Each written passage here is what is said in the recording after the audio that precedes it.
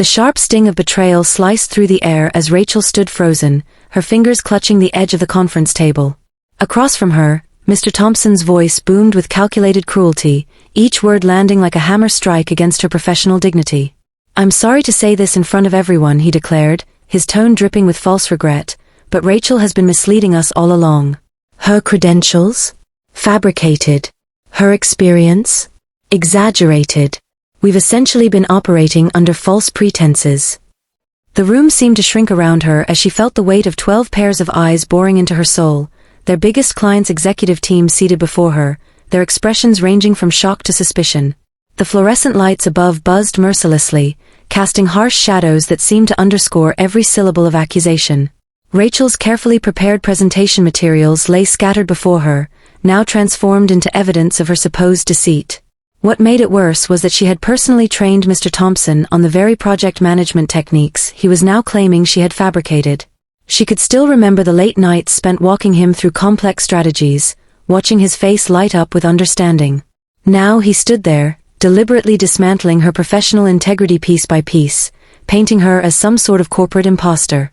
Her heart pounded so loudly she was sure everyone must hear it, but outwardly she maintained an unnerving stillness.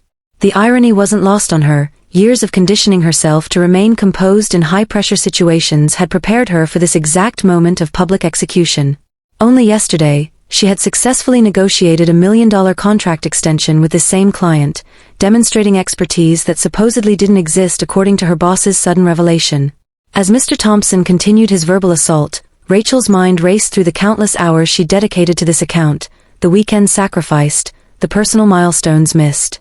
She thought about the innovative solutions she'd implemented that had saved the company hundreds of thousands of dollars, and how she'd mentored junior staff members who now sat silently in the room, unable to meet her eyes.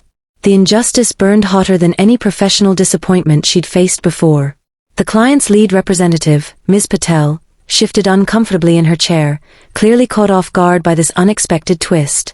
Rachel had built a strong working relationship with her over the past year, delivering results that consistently exceeded expectations. Now those achievements were being dismissed as fraudulent, her competence reduced to a series of convenient lies spun by her own superior. Rachel's throat tightened as she processed the magnitude of what was happening. This wasn't just a professional attack, it was a calculated attempt to dismantle everything she had worked for. The promotion she had been promised, the respect she had earned through years of dedication, all of it was being systematically destroyed in this sterilized conference room. Yet, as she stood there under the weight of false accusations, something inside her began to shift. The initial shock gave way to a simmering determination, a quiet promise to herself that this wouldn't be the end of her story. The memory of the first time Rachel walked into Sterling and Company flashed through her mind with startling clarity. She had been 25, fresh out of graduate school, armed with nothing but a master's degree in business administration and an unshakable belief in her abilities. The interview had been brutal, 3 rounds of technical assessments, a case study presentation, and a panel interview with executives who seemed determined to break her confidence. But she had persevered, impressing them with her innovative approach to market analysis and her ability to connect with clients. The early days at the company had been a whirlwind of challenges and triumphs. She remembered pulling all-nighters in the office, surviving on vending machine coffee while mastering complex financial modeling software. Her first major success came when she identified a pattern in customer behavior that no one else had noticed, leading to a strategy that increased quarterly revenue by 15%. That victory had earned her a corner office and the unofficial title of problem solver within the firm. Over the years, Rachel had developed a reputation for turning around struggling accounts. She had a unique talent for reading between the lines of client complaints and identifying root issues that others missed. Her breakthrough moment came when she salvaged the Johnson Pharmaceuticals account after a disastrous product launch. While other account managers had focused on damage control, Rachel had dug deeper, uncovering fundamental flaws in their marketing strategy and implementing a complete overhaul that not only saved the account but turned it into one of the company's most profitable relationships. But perhaps her greatest achievement had been mentoring the next generation of account managers. She had created an informal training program that combined theoretical knowledge with practical experience, pairing junior staff with senior mentors across different departments. Many of those she had trained now occupied key positions throughout the company, though today they sat quietly, unwilling or unable to defend her against Mr. Thompson's accusations. The tension between Rachel and Mr. Thompson had been building for months, though she hadn't fully recognized it until now.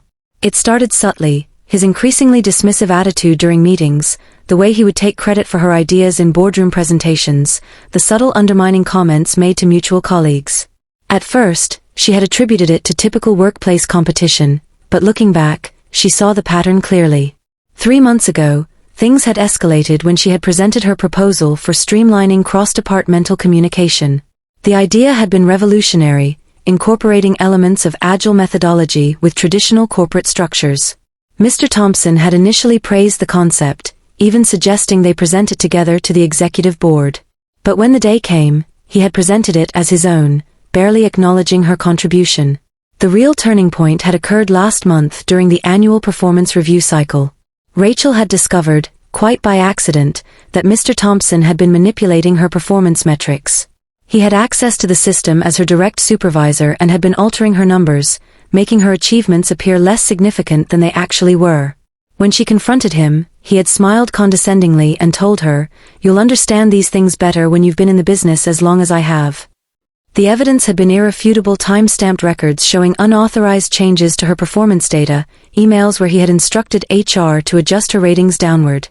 She had gathered documentation, intending to report him through proper channels, but now realized he had likely anticipated her move. By publicly accusing her of fraud, he had effectively neutralized any threat she might pose to his position. As Rachel processed these memories, she understood that Mr. Thompson's actions today weren't just about undermining her career. They were about silencing a potential whistleblower, about maintaining his grip on power by destroying any credible threat to his authority. The realization crystallized her resolve. She couldn't let this stand. Not just for herself, but for every young professional who might find themselves in a similar situation, vulnerable to the machinations of those in power. Rachel's composure began to crack as the weight of the situation pressed down on her chest. She felt the familiar burn behind her eyes, the telltale sign of tears threatening to emerge. But instead of succumbing to them, she straightened her spine, drawing strength from years of navigating corporate politics. Her mind raced through possible responses, each one more calculated than the last. She knew this moment required more than just defense, it demanded a strategic counteroffensive. The faces around the table blurred as she locked eyes with Mr. Thompson, seeing through his facade of authority to the insecure man beneath. His carefully crafted accusations, designed to destroy her credibility, had unwittingly revealed his own vulnerabilities. She recalled the numerous instances where she had caught him scrambling to understand concepts she had explained multiple times, his reliance on her expertise masked by managerial bravado. These memories fueled her determination to expose the truth, not through immediate confrontation, but through methodical revelation. A plan began to form in her mind, pieces falling into place with crystal clarity. First, she needed to secure her digital footprint, the emails documenting her contributions, the project files bearing timestamps of her work, the client communications that proved her involvement. She mentally catalogued their locations, already planning how to transfer them to secure storage. Her phone vibrated discreetly in her pocket, signaling incoming messages from concerned colleagues, allies who had witnessed Mr. Thompson's manipulations firsthand. These connections would prove invaluable in the coming days. The client representatives shifted uncomfortably in their seats, their body language speaking volumes. Ms. Patel's furrowed brow suggested skepticism about Mr. Thompson's claims, while others exchanged glances that hinted at shared doubts. Rachel noted these reactions, understanding that while her reputation was under attack, Mr. Thompson's credibility was equally at stake. The seeds of doubt she needed to plant were already germinating in fertile ground. Her thoughts turned to the documentation she had meticulously maintained over the year's performance reviews where her actual numbers had been altered, meeting minutes showing her leadership on key initiatives, and perhaps most damning, the email trail revealing Mr. Thompson's attempts to claim her work as his own. Each piece of evidence was a thread in the web of truth she would weave, careful to ensure that when the full picture emerged, it would be impossible to ignore. The initial wave of panic gave way to a cold, calculating calm. Rachel realized that Mr. Thompson had made a critical mistake. By attacking her in front of their biggest client, he had opened himself up to external scrutiny. Corporate fraud allegations, especially those made publicly, required thorough investigation. She knew the client would demand evidence to support such serious claims, and she intended to turn that requirement against him. Already, she was composing mental drafts of official letters requesting formal investigation procedures, knowing that once initiated, the process would inevitably reveal his manipulations. As Mr. Thompson droned on about alleged discrepancies in her work history, Rachel's mind worked through the legal implications. She had always been meticulous about maintaining proper documentation, a habit born from early mentorship in corporate compliance. Every contract she had signed, every certification she had earned, every successful project completion, all existed in multiple verified forms. The very thoroughness that had made her an asset to the company would now serve as her shield against baseless accusations. The emotional toll manifested physically. Her hands trembled slightly as she reached for her water glass, but she used the movement to mask her activation of the phone's recording function. Every word spoken in this room was now being captured, preserved for future examination. She caught the sympathetic glance from Sarah, an intern she had mentored, who subtly nodded toward the door. The silent communication confirmed her suspicion. Others in the room were already questioning Mr. Thompson's narrative. Rachel's thoughts turned to the broader implications of this moment. If she handled this situation correctly, it could become more than just personal vindication. It could shine a light on systemic issues within the company's management structure, potentially triggering organizational reforms that would protect future employees from similar betrayals. The realization strengthened her resolve. This wasn't just about clearing her name anymore. It was about creating lasting change. She began mentally drafting her response strategy, knowing that timing would be crucial. An immediate denial would play into Mr. Thompson's hands, allowing him to paint her as defensive and guilty. Instead, she needed to let his words hang in the air, letting the weight of his unsubstantiated claims create doubt in the minds of those present. The longer she remained silent, the more opportunity she gave the audience to question the validity of his accusations. The interplay of emotions within her, anger, fear, determination, coalesced into a focused energy. Rachel understood that true power in these situations came not from immediate reaction, but from patient, strategic action. Every moment she stood there, absorbing the impact of Mr. Thompson's words, was another moment she could use to solidify her position, gather her resources, and prepare for the battle ahead. The corporate landscape she had navigated for years was about to witness a dramatic shift, and she intended to be the architect of that change. The room seemed to hold its breath as Rachel finally spoke, her voice steady despite the turmoil within. "I appreciate your concerns, Mr. Thompson," she began, deliberately choosing words that would force him to commit further to his accusations. "However, I believe it would be prudent to allow our valued client to review the documented evidence of my contributions."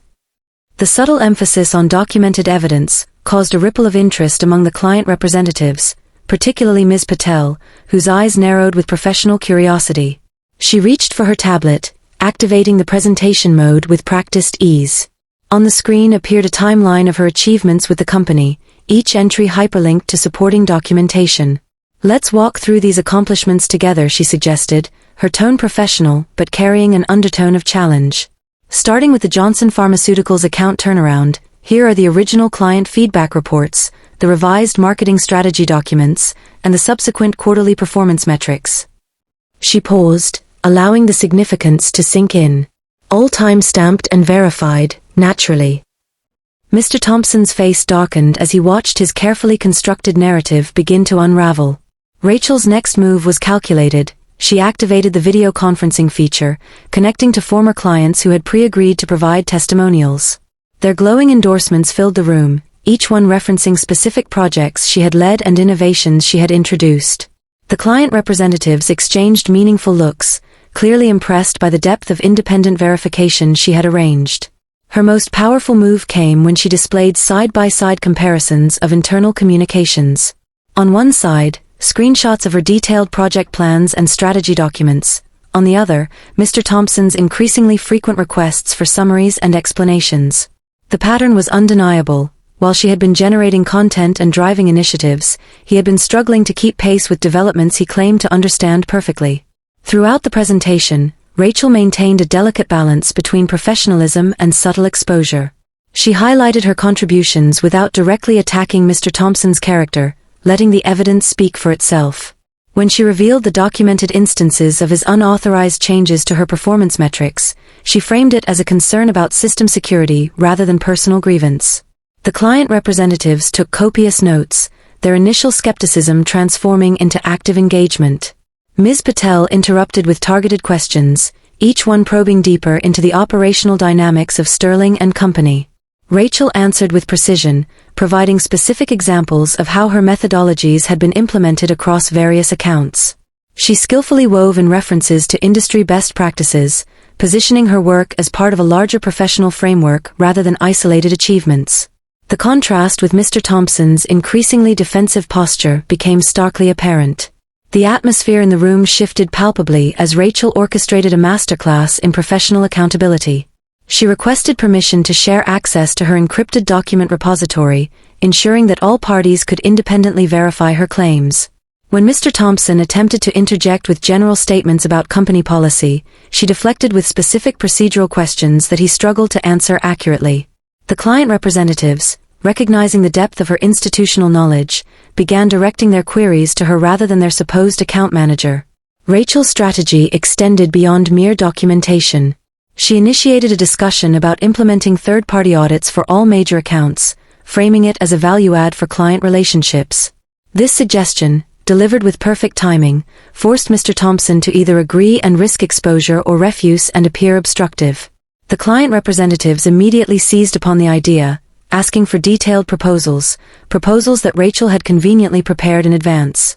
As the meeting progressed, Rachel methodically dismantled Mr. Thompson's position piece by piece, each revelation more damning than the last. She exposed inconsistencies in his reporting, demonstrated his lack of technical understanding, and revealed patterns of behavior that contradicted his public persona. Yet she did so with such professionalism and focus on client interests that it never descended into personal conflict. The client representatives, initially skeptical of both parties, found themselves increasingly aligned with her perspective. The final phase of her counterattack involved proposing a comprehensive review of account management protocols. She outlined a detailed plan for regular performance reviews, client feedback integration, and transparent reporting structures, all measures that would prevent similar situations in the future. The brilliance of this move lay in its dual purpose. It positioned her as a forward-thinking professional committed to organizational improvement while simultaneously creating mechanisms that would expose Mr. Thompson's inadequacies if implemented. Through it all, Rachel maintained an air of calm authority, her every action reinforcing her status as a trusted professional. The transformation in the room was remarkable. What had begun as a public execution had evolved into a demonstration of her capabilities. The client representatives, far from being convinced by Mr. Thompson's accusations, were now actively considering how to leverage her expertise more effectively in their partnership with Sterling and Company. The momentum shifted decisively as Rachel unveiled her final piece of evidence, a confidential memo from 6 months prior, authored by Mr. Thompson himself, praising her innovative approaches and recommending her for a senior leadership position. The document, obtained through proper channels during a routine records request, contained specific details about projects she had supposedly fabricated. The contradiction was devastating in its simplicity, leaving Mr. Thompson visibly flustered as he struggled to reconcile his current accusations with his previous endorsements. Rachel capitalized on this opening with surgical precision. "It seems we have differing perspectives on my contributions," she observed, her tone measured but carrying an edge of steel. "Perhaps it would be beneficial to establish clear criteria for evaluating performance moving forward." She turned to the client representatives, addressing them directly. "In my experience, the most effective partnerships are built on transparency and verifiable results. Would you agree?" The client team's response was immediate and telling. Ms. Patel requested copies of all documentation presented, including Rachel's performance records and project files. More significantly, she asked for a detailed breakdown of decision-making processes within Sterling and Company, specifically regarding account management and resource allocation. The implications were clear. They were conducting due diligence not just on Rachel, but on the entire management structure of the company. Mr. Thompson's attempts to regain control of the narrative grew increasingly desperate. He began citing company policies and confidentiality agreements, but each invocation only drew more attention to his evasive tactics. Rachel countered by offering to facilitate a formal review process, complete with independent auditors and standardized evaluation metrics, a proposal that resonated strongly with the client representatives. Their enthusiastic response left Mr. Thompson visibly shaken, his authority crumbling under the weight of his own contradictions. The room's dynamics had fundamentally changed. Where once Rachel had stood accused, she now commanded attention as a subject matter expert. Junior staff members, emboldened by her composure, began contributing technical details to the discussion, further highlighting the depth of her influence within the organization. Even long-time skeptics among the client team found themselves nodding in agreement with her proposals, impressed by the thoroughness of her preparation and the professionalism of her delivery. As the meeting approached its scheduled conclusion, Rachel initiated what might have been her most brilliant maneuver yet. She proposed forming a joint task force to develop industry standards for account management transparency, positioning Sterling and Company as a leader in corporate accountability. The suggestion was met with overwhelming approval from the client representatives, who immediately began discussing implementation details. In that moment, Rachel achieved something remarkable. She transformed a potential career-ending crisis into an opportunity for organizational innovation, all while exposing the fundamental weaknesses in Mr. Thompson's leadership. The room fell silent as Rachel concluded her presentation, the air thick with unspoken implications. Mr. Thompson's face had turned an alarming shade of crimson, his usual authoritative demeanor replaced by something approaching panic. The client representatives, notebooks filled with incriminating details, exchanged meaningful glances that spoke volumes about their changing perceptions. Yet Rachel knew this was merely the beginning of a much larger confrontation, one that would test not just her professional capabilities but her moral compass as well. Across the table, several junior account managers sat rigidly in their chairs, their loyalty torn between self-preservation and professional integrity. Rachel caught glimpses of furtive nods and subtle gestures of support, indications that her plight had resonated with those who had witnessed Mr. Thompson's manipulative tactics firsthand. The solidarity was heartening, but also complicated matters. Any move she made now would affect not just her own career trajectory, but potentially dozens of others who had benefited from her mentorship. The client representatives, particularly Ms. Patel, had begun asking pointed questions about company policies and oversight mechanisms. Their interest had shifted from mere supplier evaluation to a deeper examination of Sterling and Company's corporate governance. Rachel recognized the dangerous territory they were entering. The revelations threatened to expose not just individual wrongdoing but potentially systematic issues within the organization's power structure. Her phone buzzed again, this time with a message from the company's general counsel. "We need to discuss the implications of today's proceedings immediately." The terse wording carried ominous undertones, suggesting that higher powers within the organization were already mobilizing damage control efforts. Rachel knew this meant the battle was escalating beyond the conference room, moving into the realm of corporate politics where decisions were made behind closed doors and careers could be ended with a single memo. The psychological toll of the situation began manifesting in subtle ways. Her carefully maintained composure showed cracks at the edges, a slight tremor in her pen hand, a brief hesitation before responding to direct questions. Yet these moments of vulnerability seemed to strengthen rather than weaken her position, humanizing her struggle in the eyes of the client representatives. They leaned forward more attentively when she spoke, their professional skepticism giving way to genuine investment in the outcome. Outside forces began exerting pressure. A senior partner from the company's New York office called unexpectedly, requesting an urgent meeting to discuss strategic alignment. The timing was too coincidental to be anything but related to the unfolding drama. Rachel understood that the stakes had risen dramatically. This was no longer just about her department or even Sterling and Company, it had become a matter of industry-wide reputation management. As she gathered her materials, preparing for the inevitable aftermath, Rachel noticed something remarkable.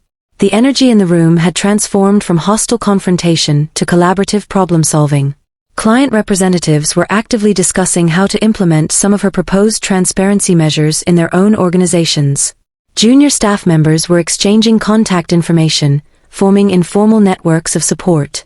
Even some of Mr. Thompson's former allies seemed to be distancing themselves from him, their body language speaking volumes about shifting allegiances. The complexity of the situation grew exponentially with each passing minute. Legal considerations intertwined with ethical dilemmas, professional obligations clashed with personal loyalties, and the boundaries between victim and victor blurred in the harsh light of corporate reality. Rachel understood that the choices she made in the coming hours would define not just her own future, but potentially reshape the entire corporate landscape she had fought so hard to navigate successfully. Yet amidst the chaos of conflicting interests and mounting pressures, one thing remained crystal clear. The events of this day would trigger a chain reaction whose effects would ripple through every level of the organization. The question was no longer whether change would come, but how profound and far-reaching it would be. And at the center of this maelstrom stood Rachel, holding the fragile threads of multiple futures in her hands, each path demanding courage, wisdom, and an unwavering commitment to justice in the face of institutional resistance. The investigation that followed revealed not only Mr. Thompson's misconduct, but also systemic issues within Sterling and Company's management structure. Rachel's transparency and professionalism earned her the trust of both the client and senior leadership, leading to a complete overhaul of the company's accountability protocols. She was promoted to Vice President of Account Management, tasked with implementing the reforms she had proposed. Mr. Thompson, exposed by his own contradictions and the mountain of evidence Rachel had meticulously gathered, was dismissed. The client not only renewed their contract but expanded it, citing Rachel's integrity as a key factor in their decision. Her mentorship program became a model for other departments, empowering junior staff and fostering a culture of fairness. 6 months later, Rachel stood at the podium of an industry conference, delivering a keynote speech on corporate accountability. As she looked out at the audience, including many of the colleagues who had once feared speaking up, she felt a deep sense of fulfillment. Justice had been served, not just for herself, but for everyone who had ever felt powerless against workplace betrayal. Rachel smiled, knowing she'd turned what could have been a career-ending moment into a catalyst for meaningful change. And this time, when the applause filled the room, it was all for her.